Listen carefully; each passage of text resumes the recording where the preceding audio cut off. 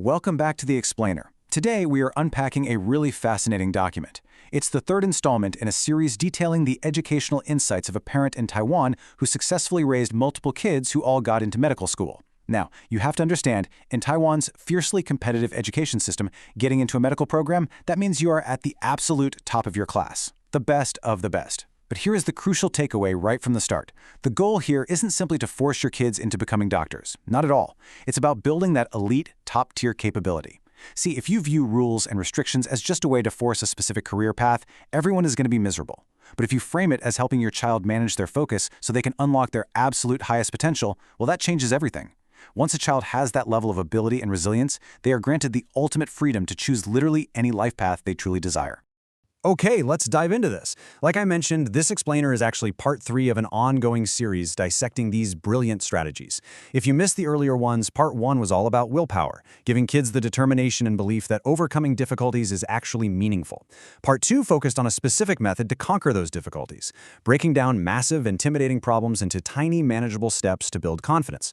But today, in part 3, we are tackling a universal pain point. I mean, the absolute final boss of modern parenting. Cell phone management, and the total nightmare of phone addiction. So, here is our roadmap for today. We'll be looking at building medical capability, the impossible ban, the 10-30 rule, digital literacy versus academics, peer pressure, and lastly, how limits create freedom. Section 1. Building medical school capability and the ultimate freedom. Section 2. The impossible phone ban and the modern reality. All right, so let's talk about that first instinct a lot of us parents have when it comes to smartphones. What if I just don't give them one? It's tempting, right? In fact, the author of our document had a relative whose child didn't have a smartphone at all during high school and still got into medical school. So naturally, this parent initially thought, great, problem solved, total ban. But they quickly realized we were living in a post-COVID reality. That approach? It's completely impossible now. Think about it. High school teachers today are directly assigning homework online, they require digital submissions through specific educational apps, they assign mandatory internet research. You literally cannot survive in the modern education system without digital access. You have to give your child a device. And because of that, the whole parenting challenge fundamentally shifts. It goes from absolute prevention to complex daily management. Now, what's really interesting about this number here, 99.9%, once a kid gets a phone, what actually happens? Well, it turns out that 99.9% of kids simply cannot resist the infinite temptations of their screens. And what's kind of crazy is that almost all of them suffer from this illusion that they can control themselves. They will confidently tell you, I'm grown up, let me manage it myself, I won't scroll too long. And as a parent, you really want to give them that chance. But reality hits hard. The vast majority of kids will completely fail to self-manage within just a week or two. Section 3. The 10-30 rule and managing pushback. So, since self-management usually goes out the window and an outright ban is impossible, what's the middle ground? Well, the author shares a foundational strategy specifically designed to stop the absolute worst-case scenario, that endless late-night scrolling that completely tanks academic performance. It's called the 10-30 rule, and the execution is beautifully simple but absolutely crucial. Step 1. You must establish this rule before you ever hand over the phone. Make it a strict condition of getting the device. Step 2. At 10:30 p.m., or whatever bedtime works for your family, the phone must physically leave the child's bedroom and go into the parent's room. This physical separation is vital. If that phone stays in the teenager's room, secret midnight scrolling is an absolute certainty. And Step 3. Relentlessly enforce that original agreement. But of course, it's never actually that easy, is it? Every parent knows that exact stressful moment when their kid suddenly panics and says, "But my homework is due online at midnight. I have to keep my phone." This is a massive friction point. I mean, if you take the phone at 10:30, they might genuinely miss a real assignment. But if you let them keep it, you go to sleep, and who knows what's happening? Are they finishing chemistry? Are they deep into social media and gaming until 3 a.m.? It is incredibly stressful. And let's be honest, teenagers are incredibly smart. They will build these elaborate, persuasive arguments for why they need their devices longer. They'll talk about increased efficiency, building their digital literacy, getting a global perspective. They might even pull up articles to prove you wrong. And what do parents do? We find ourselves desperately digging up academic research on how screen time delays brain development, ruins sleep quality, and completely shreds their attention spans. You just end up in this exhausting battle of research trying to outlogic a teenager. But here is the secret weapon from our experienced parent. When the academic debates fail, because let's face it, a teenager is rarely going to concede a debate, the most effective tool is actually the simplest one. You just look at them and say, this is what you promised. Remember, when you bought the phone, they agreed to hand it over at 10:30 p.m. Relying on their own initial agreement just completely cuts through all those clever excuses. It holds them accountable to their own word. Section 4. Digital literacy versus core academics and the reality check. This brings us to a massive debate happening in education right now. You'll hear teachers and educational experts argue that we live in the information age, so we need to give kids unrestricted access to build their digital literacy. It sounds compelling, but this brilliantly illustrates the real trade-off. Just think about the apps that were trending 6 months ago. How many of them are completely obsolete today? Those digital tools that kids spend hours mastering on their phones are often incredibly short-lived. But what is the cost of that mastery? Severe sleep deprivation.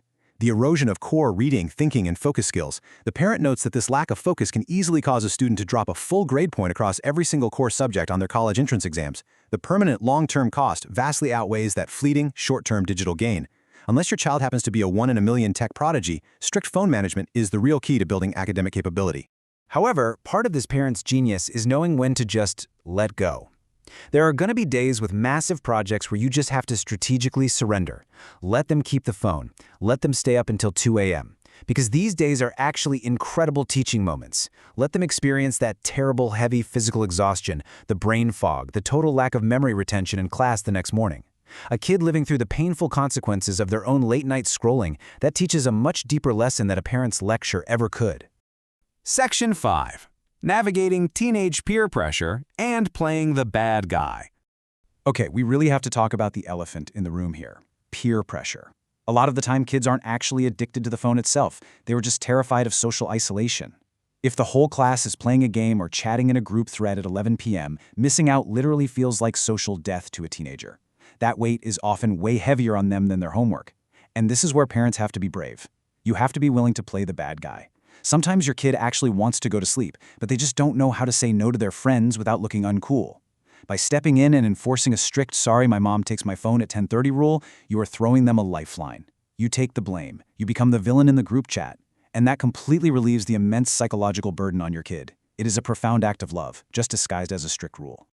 Section 6. Limits create true freedom and the awakening.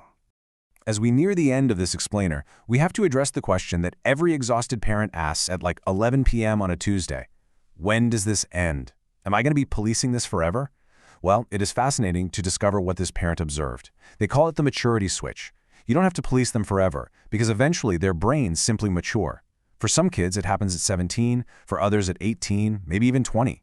But one day, almost like flipping a switch, they suddenly develop genuine self-management. I mean, kids are just kids, right? If they had adult-level self-control at 14, they wouldn't be kids. So don't panic if they fail early on. When they are mature enough, that capability will naturally appear, and you can start steadily lifting those restrictions. But until that switch flips, we need to completely reframe how we view these rules. The author uses 2 really beautiful metaphors to explain this to their own kids. Planes need runways to take off. Rivers need banks to flow far. Setting limits on screen time isn't an act of distrust, not at all. It's the runway that allows their potential to gather speed. It's the riverbank that channels all that chaotic teenage energy toward their actual goals. True freedom isn't just doing whatever you want whenever you want. True freedom is having the developed capability to actually choose the life you want to live. If you want to dive deeper into this whole philosophy of freedom, the author highly recommends a profound short video called Andy's Dream: What is True Freedom? We have put the link to that right down in the description, so definitely go check that out. And hey, remember earlier when we mentioned how a parent actually gets a child to be reasonable and listen to these rules in the first place? Well, that is exactly what we will be discovering in part 4 of this series, so you absolutely will not want to miss it. To wrap up today's explainer, I want to deliver a message directly from the source text to every single parent joining us today. Managing a child's digital life in this post-COVID era is arguably the most difficult educational challenge in human history.